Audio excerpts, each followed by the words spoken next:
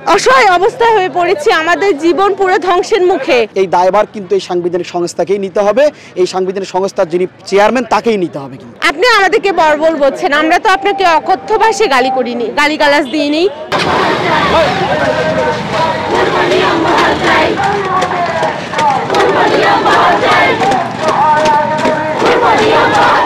6 October থেকে আমাদের আন্দোলন শুরু হলো। 6 অক্টোবর এখানে আমরা এসে কতক্ষণ হচ্ছে অবস্থান কর্মসূচি গ্রহণ করলাম, তারপর রাজু ভাস্কর্যে হলো। এরপরেও আমাদের স্যারকে আলটিমেটাম দেওয়া হলো যে আপনারা আমাদের দাবি মেনে দেন, কারণ আপনারা বিধি লঙ্ঘন করেছেন। আর এখন বিধি লঙ্ঘন করে আপনারা যে তারিখ ওয়ারি পদ বিভাজন করছেন, সেটা বিধির কোথাও নেই যে তারিখ ওয়ারি শব্দটা। বিধি তো এক লঙ্ঘন করলেন, এখন আবার বিধিকে ঢাল ভেবে বিধিতে যে শব্দটা নেই ওইটাকে প্রয়োগ করে আমাদেরকে আবার বঞ্চিত করতে চাচ্ছেন। পরবর্তীতে আমরা 30 অক্টোবর থেকে আজ 20 নভেম্বর পর্যন্ত পিএসসির সামনেই হচ্ছে অবস্থান কর্মসূচি অব্যাহত রেখেছি।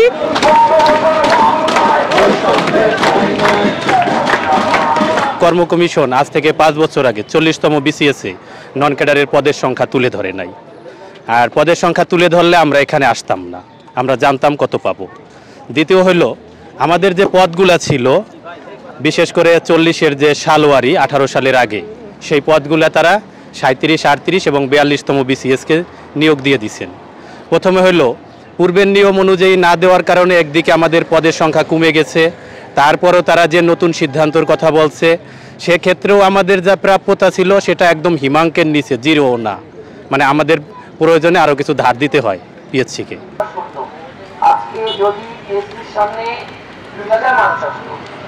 এখন আমরা বাংলাদেশের বিভিন্ন প্রান্ত থেকে আন্দোলন এখানে এসেছি। তো এখানে আমরা কিন্তু তাদের একদম উঠান যেটা বলে, তাদের উঠানে এসে বসেছি। তো উঠানে আসার পরে যদি বাড়ির মালিক আমাদের না ডাকে, তাহলে কিন্তু বাড়িতে আমরা প্রবেশ করতে পারি না। তো এটা কিন্তু দায়িত্ব ছিল একটি সাংবিধানিক সংস্থা হিসাবে, সাংবিধানিক সংস্থার প্রধান হিসাবে চেয়ারম্যান স্যার কিন্তু আমাদের ডেকে নিয়ে, কিংবা উনি এখানে যাওয়ার সময় গাড়ি থামিয়ে উনি বলতে পারতেন তোমরা আন্দোলন থামাও, তোমাদের জন্য আমি সর্বোচ্চ ব্যবস্থা করব, সর্বোচ্চ চেষ্টা করবো। কিন্তু এগুলো না বলে কিংবা কোনো লিখিত আশ্বাস না দিয়ে উনি পত্রিকা কিংবা বিভিন্ন জায়গায় বিচ্ছিন্ন কথা বলে যাচ্ছেন। কখনো তার অফিসের বরাদ দিয়ে বলা হচ্ছে যে 40কে সর্বোচ্চ পদ দেওয়া হবে, কিন্তু আলটিমেটলি আমাদের আন্দোলন তো 40কে সর্বোচ্চ পদ পাওয়ার জন্য না।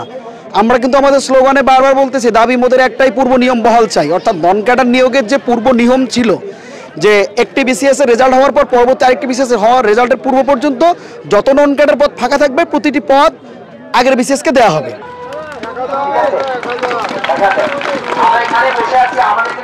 40রা তো মূর্খ না, এরা 1500 মার্কসের এক্সাম দিয়ে নিজেদের মেধা যাচাই করে এসেছে।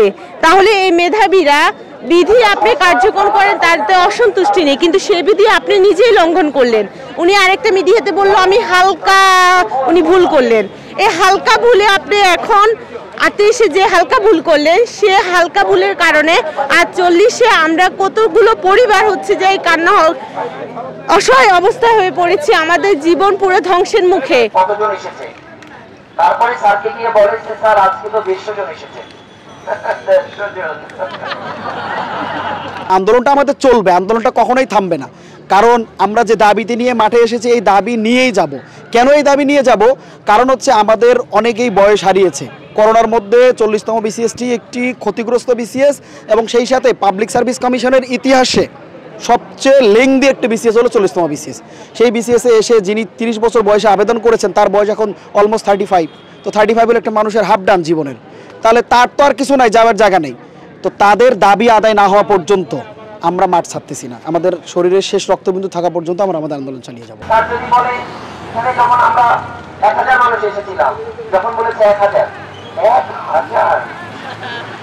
আমাদের সার্কুলারের একদিন আগে উনি 38তমকে পূর্বের যে সিদ্ধান্ত অনুযায়ী সুপারিশ করেছেন।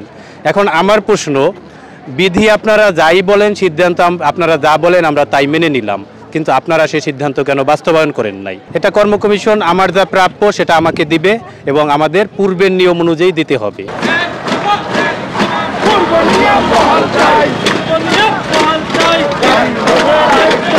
আপনি আমাদেরকে বর্বর বলছেন, আমরা তো আপনাকে অকথ্য ভাষায় গালি করিনি, গালিগালাজ দিইনি, বরং আপনি দিচ্ছেন। আপনি বারবার আমাদেরকে মেধাবী বলছেন, কিন্তু মেধাবী বলে আজকে মেধাবীদেরকে এভাবে রাস্তায় পড়ে থাকতে হচ্ছে। আমি শুধু এটাই বলতে চাই, স্যার একটি সাংবিধানিক প্রতিষ্ঠানের প্রধান, তিনি কোনো আইনের ঊর্ধ্বে হয়ে যায়নি। কেন আজকে 20 তারিখ পর্যন্ত অবস্থান কর্মসূচি করার পরে ঊর্ধ্বতন কর্তৃপক্ষ স্যারকে জবাবদিহিতার আওতায় আনছেন না? উনি কি জবাবদিহিতার ঊর্ধ্বে হয়ে গেলেন?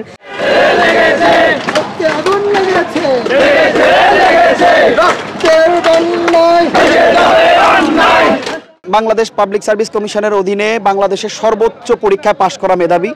আমরা বিশৃঙ্খলায় বিশ্বাস করি না, আমরা ভায়োলেন্ট হব না, রাস্তা আটকাবো না, গাড়ি আটকাবো না। আমরা এখানে নিয়মতান্ত্রিক আন্দোলন চালাবো এবং নিয়মতান্ত্রিক আন্দোলনের আমরা পক্ষে। কিন্তু হ্যাঁ, আমাদের সবাই কিন্তু এতটা সহিষ্ণু নয়। একটা না একটা সময় গিয়ে তারা যদি এরকম ধৈর্যের পরীক্ষা আমাদের নিয়েই যায়, একটা না একটা সময় গিয়ে তখন যদি তারা ভায়োলেন্ট হয়, এই দায়ভার কিন্তু এই সাংবিধানিক সংস্থাকেই নিতে হবে। এই সাংবিধানিক সংস্থার যিনি চেয়ারম্যান তাকেই নিতে হবে। কিন্তু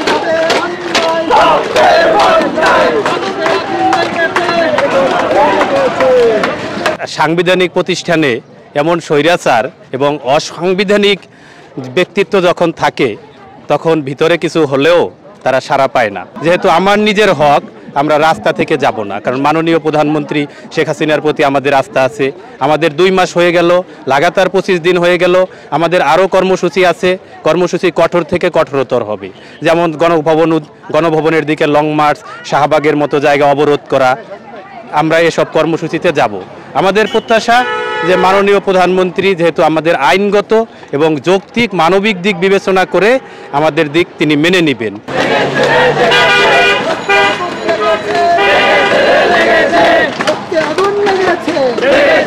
সংবাদ, ফিচার ও অনুষ্ঠানের জন্য ভিজিট করুন সংবাদ প্রকাশের ওয়েবসাইট এবং যুক্ত থাকুন ফেসবুক পেজ ও ইউটিউব চ্যানেলের সঙ্গে।